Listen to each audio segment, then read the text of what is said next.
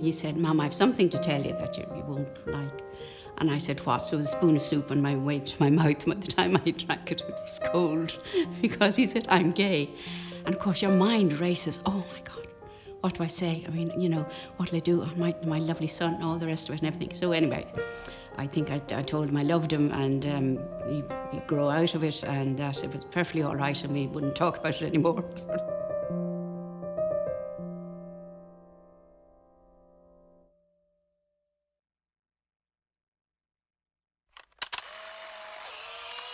I would say that certainly from the age of 9 or 10, I realised that I was different. It was a gradual process from then on. Although I was associating with gay people from the time I left school, it was a fairly gentle introduction into the gay culture, and I never came out. I was never in, but I really didn't hit this gay scene, as they called it in those days, till I was about 23 or 24, about 1965 to 1966. When I started to go into the pubs in a big way regularly and met many people. It was fun, it was exciting. The whole culture was, of course, it was subculture, it was underground, it was hidden to most people. I can honestly say that I never felt like other people. I always felt that there was something just that little bit off, just that little bit different. I was a very innocent person in most ways. I came from a highly religious family who used to say the rosary every night at 10 o'clock before supper. And when I came to Dublin, my father had actually organised a place for me to stay with a very nice family who also said the rosary, but they said it at 6 o'clock in the evening, just when I came in from work. I made stringent efforts for about 5 years, really. To be straight, Being gay was really difficult. There was nothing. Nothing was visible. Everything was hidden, Everything was secret. And you only found out about these things more or less by accident. And certainly my first gay contacts with other men were entirely accidental.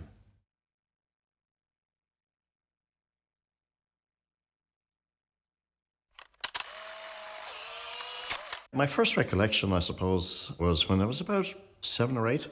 I had a younger sister, who was about a year younger than me, and she contracted TB and had spent several years in hospital.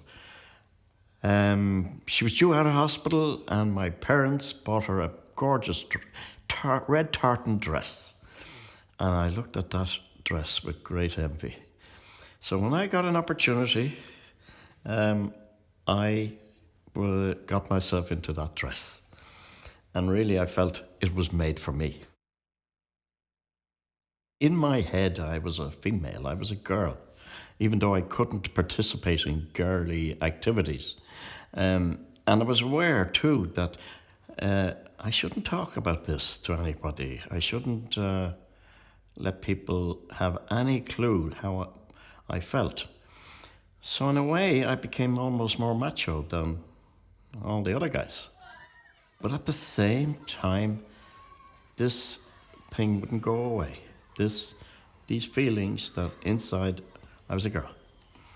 So when I got my opportunities, I would dress as a girl. I married my first love. We met when we were 18. We were going together for about 6 years before we actually got married. I remember before that seeing a psychiatrist because there were concerns about the whole situation. And the advice I got at the time was everything would be fine once I was married. Of course, I quickly found out that wasn't the case.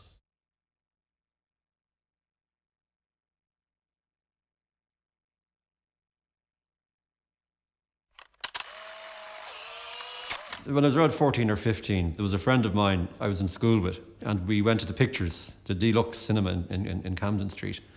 And in the course of the picture, he put his jacket over both our legs and he masturbated me. And I didn't refuse. I was flushed and red and nervous, but I found that the experience I wanted it. I knew I wanted it. I joined the FCA around 17 and I became very attracted to another guy in the unit, and extremely attracted to it. And we never got beyond, we would wrestle and going out to the range on a truck or something, we'd sit beside each other and put our arms around each other. It was all just supposed to be camaraderie, but I knew he was attracted to me, and I was crazy about him, but it never developed into a relationship in that sense. At the back of my head, hanging over the thing, was this knowledge that I was attracted to other guys, and that would be not tolerated for an instant officially. But I wanted to join the army, and finally I did. Literally one day I just decided to hell with it, and I went up to Cathal Barracks and I went into the recruiting office and I signed on. I wasn't familiar with the term gay at the time, but just that being homosexual, or as the crude terms, being a queer or faggot, that if that was detected, you were thrown out of the army. I knew that. There were occasions when this did happen, and people were discharged. The term the army used was services no longer required. They didn't bother court-martialing them, they just threw them out. And if they wanted to appeal, they had to go through the embarrassment of a trial and all that. And nobody ever did it, they just accepted their fate. I knew that was waiting, and it was something that was hanging over my head. But I walked, if I may use the term, a narrow path, and I stayed on the straight and narrow. I was a tomboy growing up. My mother used to have to beat me into dresses, which I never liked. I'd known it was a very lonely time, very isolated time. There was nowhere to come out to. So this was the dilemma. Where did my type go? I remember going into a bookstore in Nassau Street. I'd heard about this book called The Well of Loneliness. I mean, so aptly named by Radcliffe Hall. I think I went in on a Saturday and I stood outside and I walked up and down, and then I went in and then I came out. I couldn't, and then the next Saturday I went back in and I said, you have to go in. And I went up to this woman, I said, okay, just do it, just ask. And very sternly she said to me, we don't sell those type of books. And I felt like, oh, and like very ashamed. It was very shaming. I certainly had more interest in looking at other chaps than I had in women. During my spring holidays from college, there would be opportunities to go off to visit a seminary with a probable view at 16, 17 of entering the priesthood. But obviously I was gay and probably going to mix with other gay people and be active. And that wouldn't comply with what the church was teaching at the time and continues to teach. I was terrified of being found out, terrified of there was this conflict between my sexual desire and my career. And I wanted to be a soldier. I wanted to stay in the army. And I certainly didn't want to be thrown out. I was walking a tightrope. But I walked it, I stayed on the tightrope.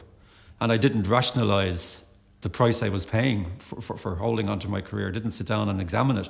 Sometimes after a few drinks when I'd say, to hell with it, but then something at the back of my mind would say, some little voice would say, cop yourself on, be careful, be bloody careful. A lot of people in the 70s, and a lot of my friends who were, quote, on the scene, were married. A lot of people left the scene to get married, to heterosexual marriage, because they couldn't hack it. Their family or their career required it of them.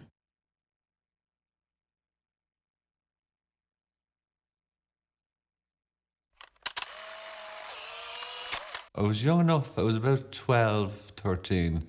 I didn't know what it was, but I realised that everyone was talking about fancying girls and stuff like that. I didn't really fancy them.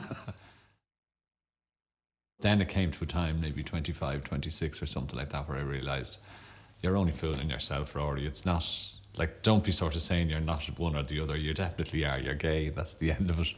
And quite happily, like, I'd never had a problem being gay. I never did. I'd love to be able to tell you I had these things where I was bullied and just to be able to make up, but I didn't. I actually had a charmed life. I really did. And even as a gay man, I had a charmed life. But I think a lot of that had to do with, I came out. I didn't mind. I didn't care who knew. And I was lucky with the friends and stuff that I had. I was, I suppose, a stereotypically sissy boy growing up, and I think friends and neighbours and so on had noticed this. So I'd always had a lot of jeering from early childhood around sexuality issues, long before I realised what sexuality was myself. I had a very close friendship with a guy in school for many years in secondary school, and we were kind of that type of friendship where we did everything together. We were kind of inseparable and so on. It was a friendship. When we finished the Leaving Certificate, we kind of separated a little bit, trying to find careers and so on. I didn't see a lot of him over that summer, and I began to explore what the possibilities were for myself, and curiously went in to see where the gay bars might be, and was slightly surprised to find that he was actually in one of the bars at the time. Now, I didn't confront him at the time, but later when we chatted, I kind of talked to him about it and said I felt the same way, and he managed to actually bring me into the gay bars. So I think I was one of the few people probably who was actually chaperoned into coming out.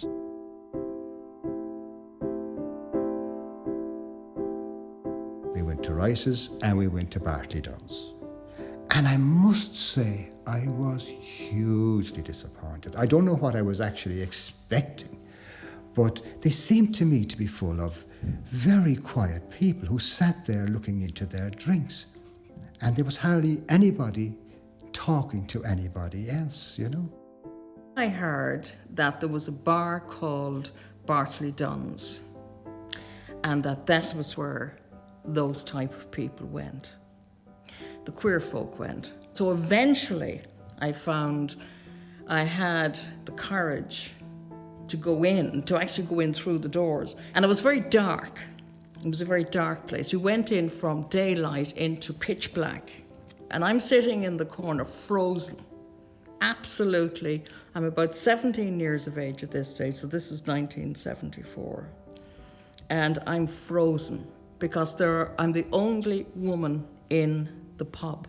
The women at that time were maybe a group of 10 by comparison to, say, what seemed to be, retrospectively, or even at the time, groups of hundreds of men.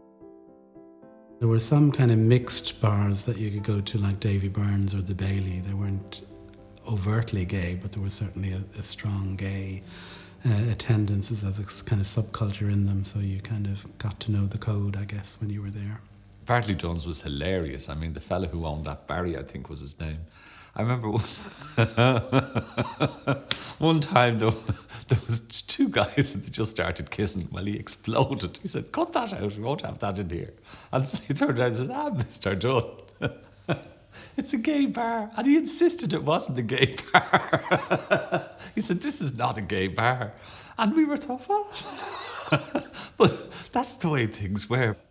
There were social activities going on in the name of SLM, Sexual Liberation Movement. They started trying the occasional Saturday night or Friday night event in Great Strand Street.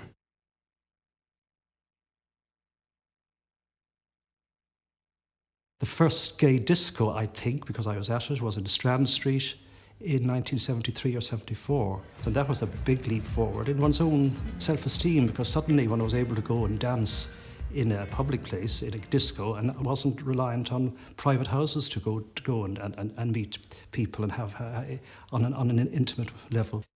I think within perhaps a year, like-minded gay members of SLM decided to have an informal meeting with a view to setting up an organisation, and eventually an organisation was formed.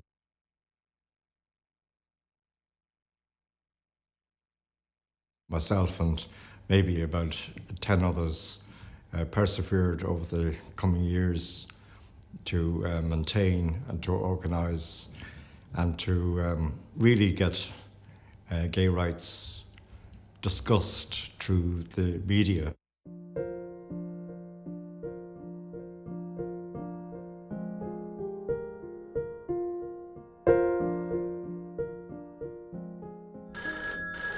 We had a phone service which was called TAF, Tell a Friend. And basically, if a woman phoned, I could be there so that there would be a woman to talk to a woman, rather than having the men who would be very courteous and fine, but if the woman to woman to talk. So what would happen then is you would find that you'd get people coming in. Again, it was 99.9% male. And these were for rural people who had perhaps rang TAF or seen the advertisement in the paper and were living within, say, a 30-mile radius or so of, say, Cork City or Dundalk Town or Galway City. And they would come in and they would be absolutely petrified. Their main thing was who else was there, because they wanted to, sometimes there was maybe two guys from the same town who didn't know about each other. And invariably, there might be one woman showed up. People could look back and say, well, why? Where were the women? Why was it such this way? Women didn't have a sexuality. I mean, I'm the 50s generation. We didn't have a sexuality in the way that men had a sexuality. In the early days, there was a lot of kind of focus on really consciousness-raising type discussion groups, and I think all of the early organisations held some form of that. Certainly the Irish Gay Rights Movement did, and there was another organisation called Gays Against Repression. They were really an organisation trying to do a kind of anarchistic approach to sexual politics. But I was part of that for a time, and a lot of the emphasis, as I say, was on a kind of consciousness-raising sort of group format. But we did things like sit-ins in Stephen's Green and singing, we're here because we're queer and that sort of thing, just to provoke reaction.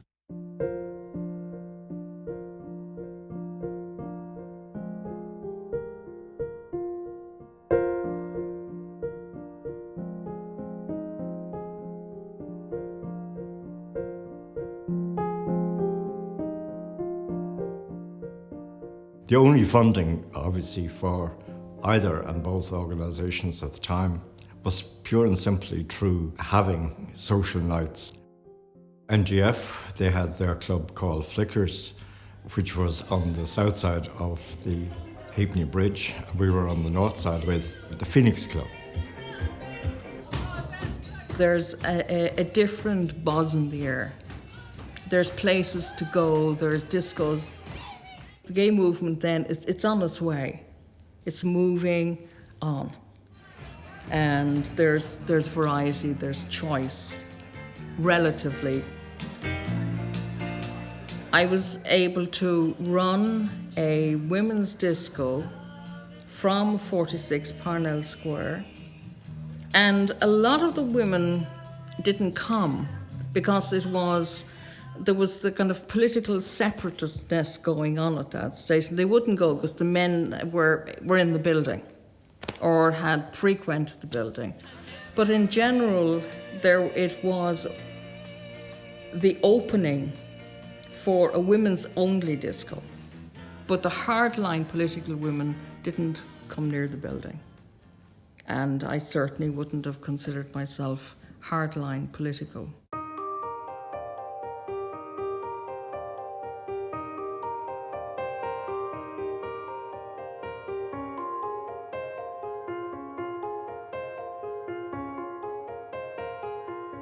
Really, the strategy of the collectives was one to build alliances with other socialist democratic movements in Ireland and to come out within those movements and to be publicly gay or lesbian within those movements, so that not just the socialist democratic cause, if you like, was being advanced, but also the cause of lesbians and gays themselves.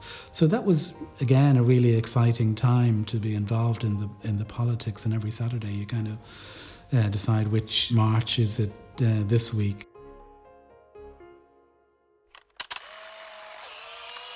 In hindsight now, I can say I knew I was gay from the age of 9, but I wasn't able to put a label on it. I don't think I was emotionally mature enough, or just even with it enough to be able to sort of... and also because the word gay hadn't really entered my lexicon. I don't think the word gay in the late 60s really hadn't even entered mainstream Irish lexicon, you know. Even the word homosexual wasn't being bandied about that much.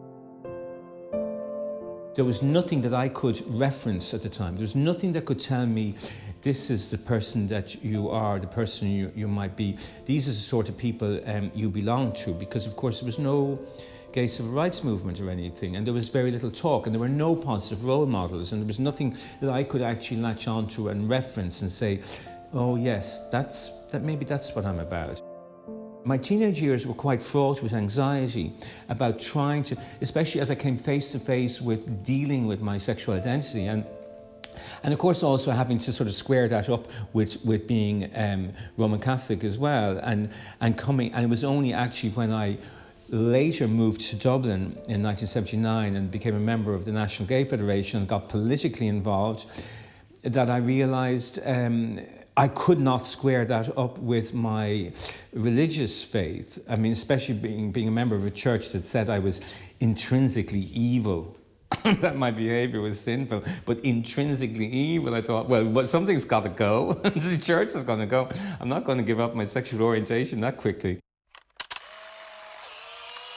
I came out when I was in my second year at university, and one of my best friends had already discovered the Hirschfeld Centre, so we used to meet there for lunch, and in fact I used it as a place to come out to quite a number of people. I'd kind of say, meet me for lunch, I'm taking you somewhere, and then would explain what the Hirschfeld was and that I was gay. I became involved with the Lesbian and Gay Collective. I decided to join the collective because I felt that they, had a slightly more radical view on things, and also, to be honest, I was attracted to the idea of working alongside men and women and like looking at, how we could progress the issue. I'll never forget one of the great slogans at NLGF, it was called NGF in those days, one of the great slogans it had, well, two of them was, gay rights are simply human rights, gay rights are your rights. And I thought, well, that says it all. I really was caught up in this maelstrom of fantastic energy, but it was and they were really extraordinary times. But it was also a very small group of people. I look back now, and I'm not surprised that so many people got burnt out, because people who gave their entire life to lesbian gay politics. But it seemed like now, when I look back, it seemed like it was the same group of people doing everything. Running discos, going out and campaigning, writing letters to the Minister for Justice, yada yada yada, doing all that. It was incredibly, the world seemed a much smaller place in those days. A whole bunch of my friends were absolutely at the opposite end of the spectrum. They didn't want to have anything to do with politics as such. They were happy enough going clubbing, going to the bars, and I guess I tried to straddle both of those communities, because certainly I was also aware that there were a number of people that I was meeting with in, activist circles who actually didn't know what the gay scene was like, and I kind of thought, well, that's just nuts. You're spending all this time, mobilizing and fighting for our rights to be gay, and actually you're not actually taking part in the scene. There was always for me a sense of that when I came out to my family, I was so conscious that they were completely cool about it, and I felt very privileged. So, and I wanted to make it easier for other people to consider doing that, and wanting to, to say to other people, being gay isn't about being angst-ridden, it's not about being sad or tortured, it's about actually having a great laugh, out there doing stuff with really cool people, and you're just a normal person. And that really was, I guess, the approach I took for most of my life, that being gay was only part of what I was. It didn't actually define me, but it was a very important part of who I was, and I wasn't going to deny that. I have a very clear memory of going out on Gay Pride Day, June 27th, 1980, when about 20 of us wandered around Dublin city centre with pink carnations and a 4-page leaflet explaining the history of the Stonewall riots. And giving out pink carnations, which were a symbol of gay liberation, giving out pink carnations to fairly bewildered, bemused shoppers and asking them to wear them as a sort of sympathetic buttonhole, and then palming them with this leaflet, which we'd printed and produced at great expense. This is the National Gay Federation. But if my memory serves me right, people were fairly good-natured about it, which also now says something about the fundamental decency that you find in Irish people, that most people, we weren't actually spat at or anything. We weren't considered sort of demons, two-headed demons.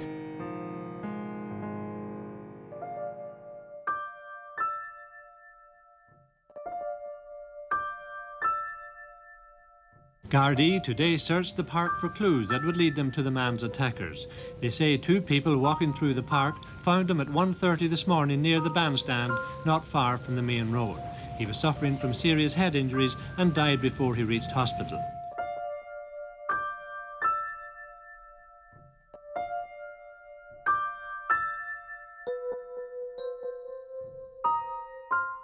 I remember Declan used to come to the disco in Parnell Square.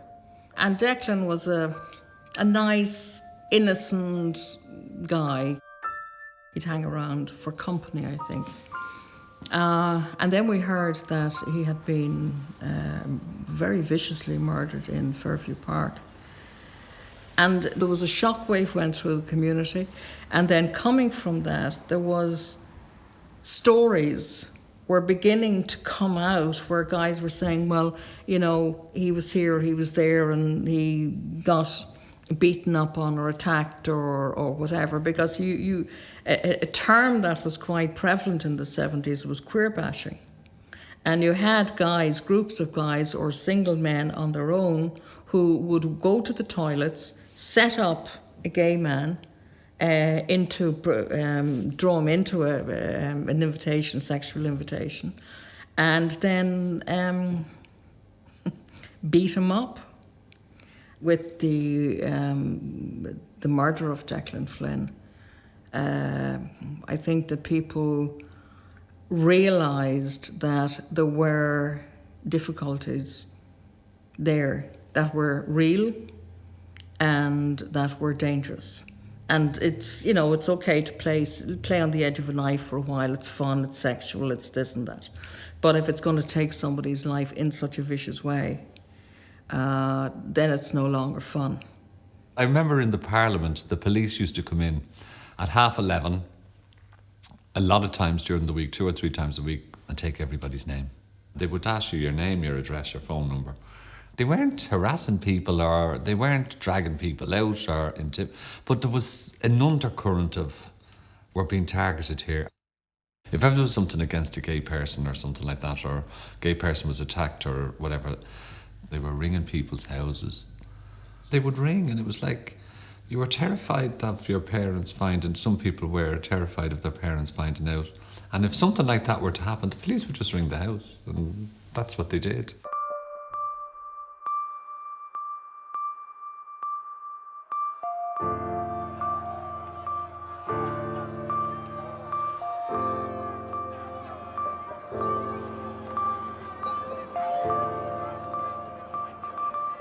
For many of us, of you know, our generation, the Declan Flynn protest march was an absolute watershed. And I remember going on that and just thinking, right, I'm really angry and I'm not going back.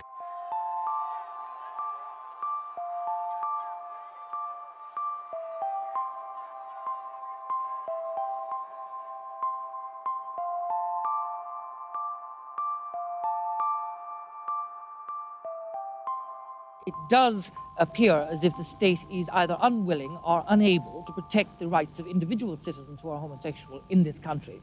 This means that the Irish Constitution can be used to support a law that is in breach of the fundamental provisions of the European Convention on Human Rights. In other words, after today, it can be said that the Irish Constitution does not protect the fundamental human rights of its own citizens.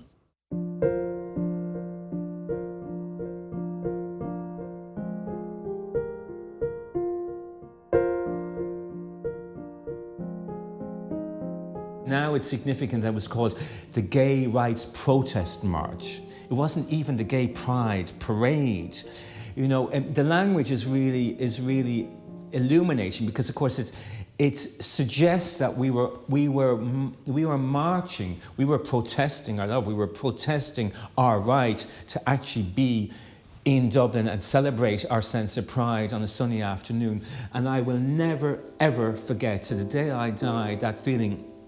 200 odd of us walking down through newly pedestrianised Grafton Street, from the Fusiliers Arch through Grafton Street, and then that wonderful moment when you're walking down Westmoreland Street and the vista opens up and you get that great expanse of the river, and then you're into O'Connell Street, and there was this just, I mean, even now when I think about it, I just get a lump in my throat, and there's this great sense of fierce acclamation, and that you've arrived somehow. And there we were, this raggle-taggle bunch from Belfast, Cork and Dublin, only a few months after the horror of the Declan Flynn murder and the protest march and everything else. And I mean, I'll never forget that. And I remember we stopped the traffic, and the police were there, and the police were on tenterhooks about how to deal with us, because it was the first time there'd ever been a big public pride event.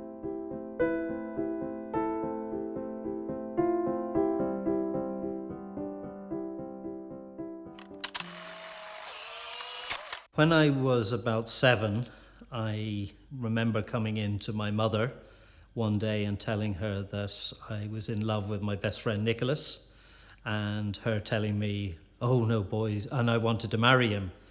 Oh no, boys can't marry each other. I have to say my mum was very kind about it, but that was the first time that I was sort of taken aback, but knew that I really did love my friend Nicholas. I was 12 when I suddenly connected the word gay with the feelings that I had, and that was probably one of the most shocking experiences, because even at that age I knew what that meant in the world I grew up in. My childhood is littered with memories of me wanting to be a girl, of knowing I wasn't a boy, but knew I was. I was intelligent enough to know I was a boy, but I knew I wasn't, so I couldn't make head nor sense of that. I remember the first time when I was a teenager and I found out I wasn't alone. That was a huge moment. And the funny thing is, still controversial, it was on the back of the Independent, and it was a small item. It was about a gay couple, a homosexual couple who wanted to get married, and it was in Britain. And there was, the last sentence or two was what blew me away. Neither was willing to have a sex change, as neither considered themselves to be transsexual. That blew me away, because that meant I wasn't alone. One, you could change your gender, change your sex. I'd never heard of such a thing. And two, they had a name for it. I was transsexual. And I had no political hang-ups about that word at the time. There was a word for me. I just knew it. That's what I was. I nearly tripped myself over getting into the kitchen asking my mother, did she know what a transsexual was? Where did you hear that from? So she told me. She didn't know anything about it. I lived this life of fear because of what I was, and I was abnormal and different. I didn't know anybody else who was gay. So that probably precipitated me into something that I felt, oh, well, maybe there's some way, there's some hope. The charismatic movement at the time was quite a big thing, and it was all very sort of friendly and loving. And so I then became very religious. So not only was I in a family where it wouldn't have been comfortable to come out as gay, that was late 70s, early 80s, so there was nothing that I didn't know anybody who was gay. And then grew up in a very strict evangelical environment where it was a sin to be gay. So all of my adult life until I was in my 40s was lived in that type of a world, so it was enormously repressed. Although for me it was like it wasn't something that just popped up occasionally. I knew every day that I was having to repress or cover up something that I knew was very real to me. I went to my GP, I went for tests, all the usual stuff. I was looking for a cure so I could be a normal guy. Even though I didn't really want to be, but I thought that'd be the easier option. Back then, there was no information on this stuff. Being gay was illegal. Contraception was illegal. You know, divorce was illegal. It was a different world, planet, never mind country.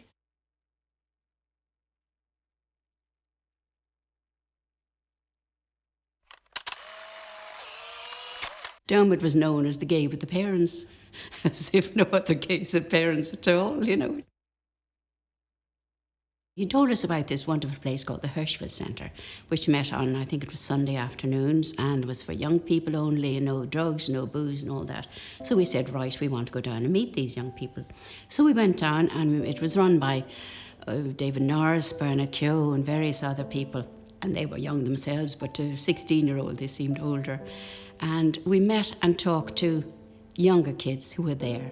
Now, the stories we heard from some of these kids broke my heart and my husband's. We thought, this is not right.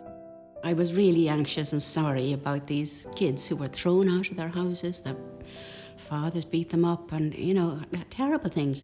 We decided to reform our own little group, and I think at the most there were 5, and sometimes there were only 3. So we spoke in schools, we spoke at universities, we spoke at meetings, we talked our heads off to papers and all over the country, you know, so it grew from that. I always felt that any parent who reached out to another parent, there was hope for the child, and I didn't worry about them after that, you know. It was the ones who were afraid, they were the sad cases, you know.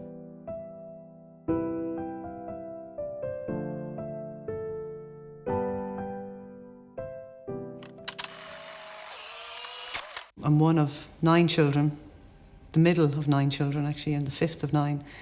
Kilrush is by the sea, so we had great summers, great places to play, great friends, great family connections, lots of family coming and going all the time. So yeah, really good place to grow up. In my later years in school, I had a relationship with a girl in my class. A couple of years after we both left school, we picked it up again, and we were together for quite a while. We were together for nearly 10 years or more. When I realised that relationship was going to be a long-term thing, I thought I need to do something about coming out. The point in my life when I realised for sure that I was gay was back in 1984. It was the night that RTE showed a programme, part of a series that they were running called Access, which is where they gave community groups around the country an opportunity to make a half-hour documentary. And on this particular evening, it was about the NLGF and the Hirschfeld Centre, or probably more really about the Hirschfeld Centre and the groups that were operating out of it at the time. So there was the parent support group, and then there was a youth group, and there was a number of other groups going on as well. And I watched the programme, and I immediately identified with the people who were in the programme. And see what they feel about that. In 1986, I started to go out with friends into town. I was kind of at the proper legal age for going to a pub.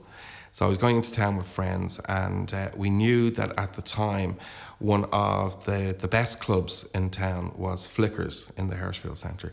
So what we used to do on the odd Friday or Saturday night was to go there.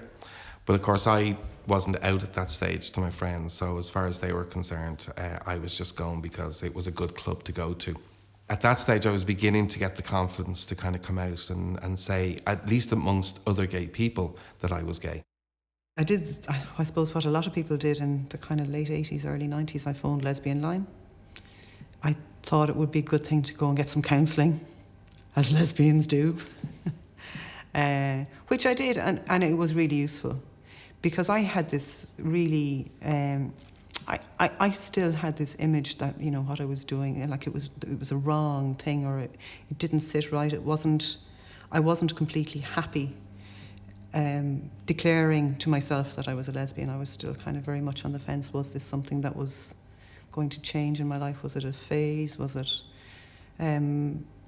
something that was permanent? As I got towards my late 20s, I started getting politically active, and I got involved with the NLGF. And that was really interesting, and it was also a fantastic way of finding out what was important to the gay community, what was happening politically, what needed to happen.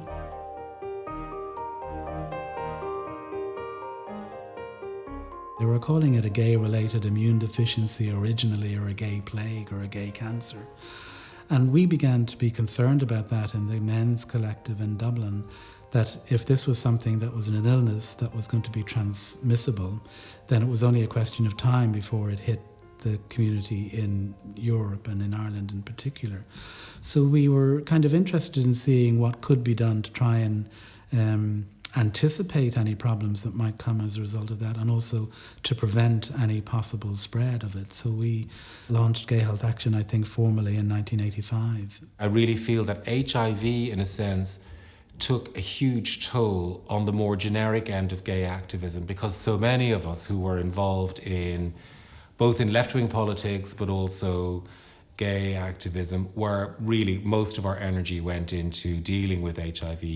I mean, firstly learning about it, telling other people about it, and then eventually building and delivering services at a time when certainly in Ireland we weren't receiving any state funding at all. So we used to run fundraisers in Sides and in other places just so that we had enough money to import another 4 or 5 cases of, extra strength condoms, which we were importing illegally at the time.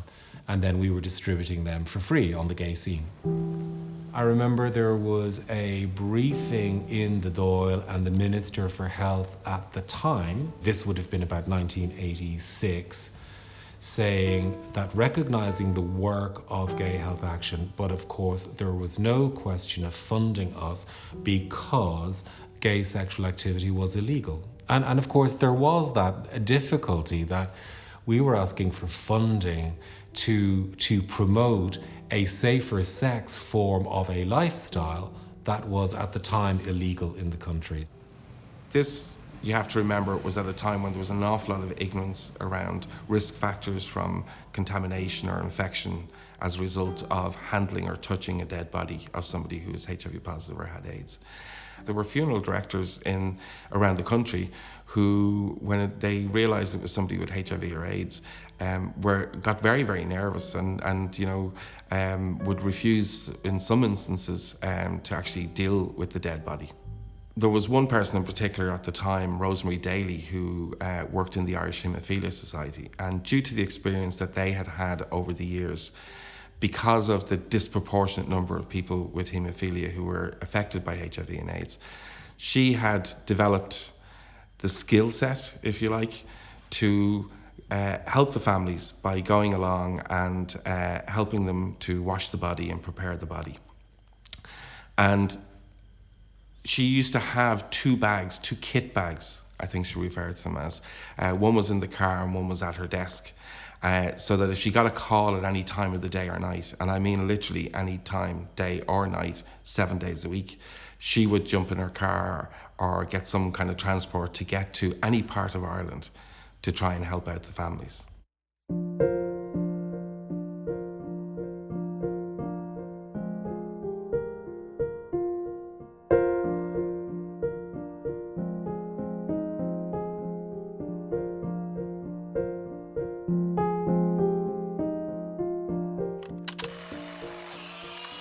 I can't remember a time when I didn't feel different. I mean, there's a separation between the sexualization side of a gay person, and then there's the otherness of a gay person, feeling like you're different.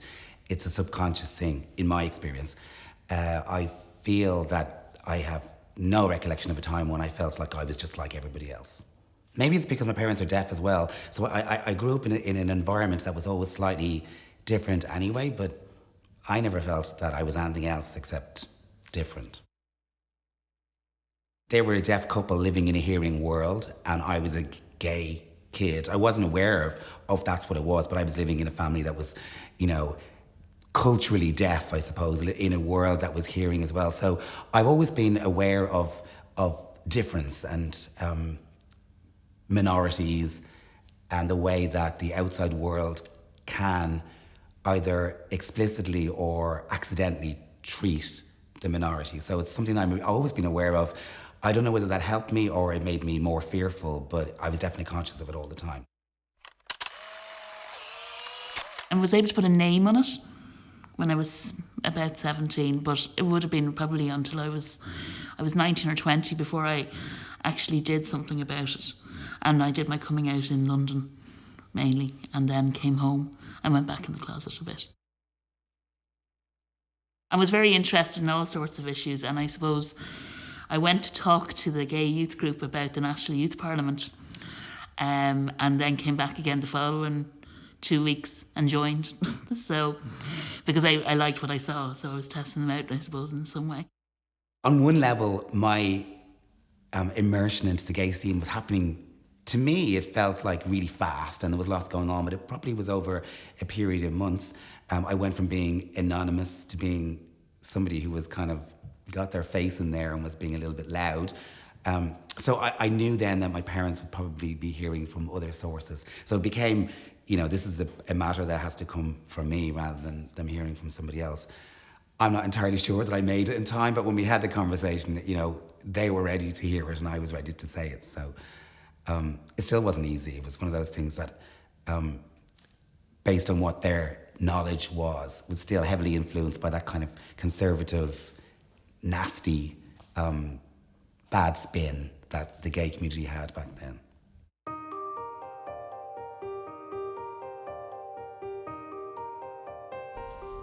91, 92, I applied for a job in GCN. I didn't get it. I wasn't qualified for it either, but I decided to apply for it.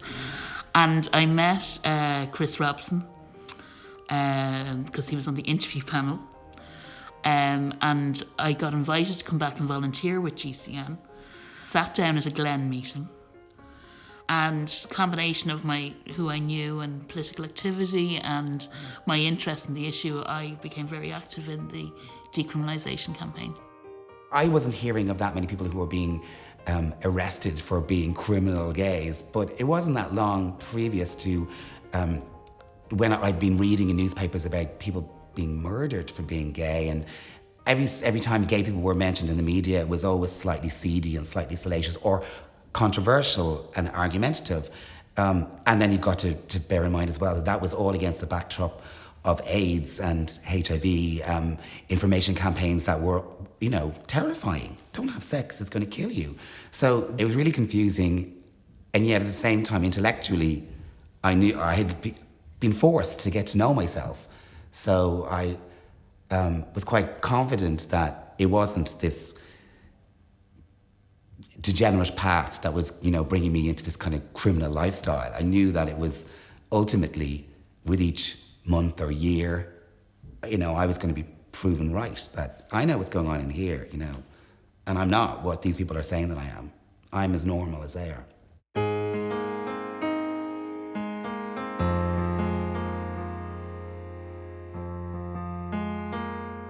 I never thought decriminalisation would actually happen when it did. But what was great about decriminalisation was the fact that Maura Gagan-Quinn was involved in as a woman minister. But I stood up at a Labour Party conference before Labour went into government, and I said, at that stage I wore a lot of hats. And I got up in the National Concert Hall and I said I would eat my hat if decriminalisation happened. And when decriminalisation did happen, people made me a hat with said Susie's hat on it. In fact, a lot of people in the Labour Party wanted to make me a cake and have me eat it, to shut me up, basically, to say that they had done it. It was really well done when you reflect on. Glenn wrote letters to bishops and told them why they should be in favour of equality. It was quite an interesting process, that. And also getting people like Phil Moore involved to meet the minister, and people were, they did talk to their TDs, and we did try and embarrass the government. I was invited by Christopher Robson to be part of the delegation to meet the minister. Dear Christopher since died, and he's a great loss, lovely man. He, Kieran Rose and Susie Byrne and I met the minister. And I could see the minister looking at me very oddly because she wasn't expecting me. Anyway, they spoke their piece and they were excellent as they were. I mean, they had run such a campaign, it was amazing. And then it was my turn to talk to her. And up to this, she'd been writing down, you know, as they were speaking. She looked at me, she clicked her eyes open and she listened. Now that was the moment, I think, that worked.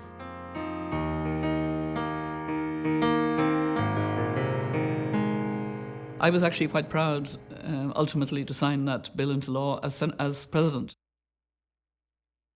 I invited a group of the Glen representatives, including David Norris, obviously, to come to a reception in Áras an Uachtaráin.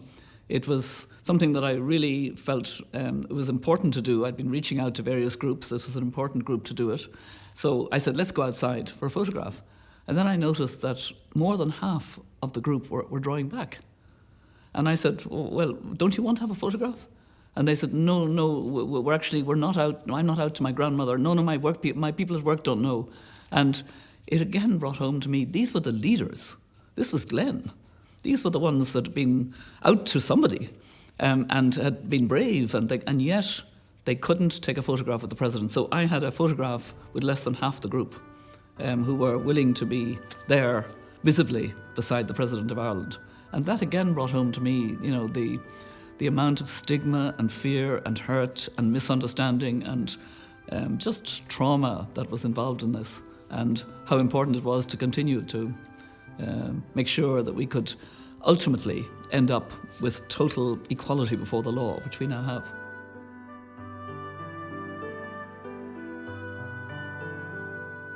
I never thought then that the task would be easy, and it hasn't been. You know, it's been a struggle. It's been a struggle over the years of an awful lot of people. But we're a better country now for what has happened.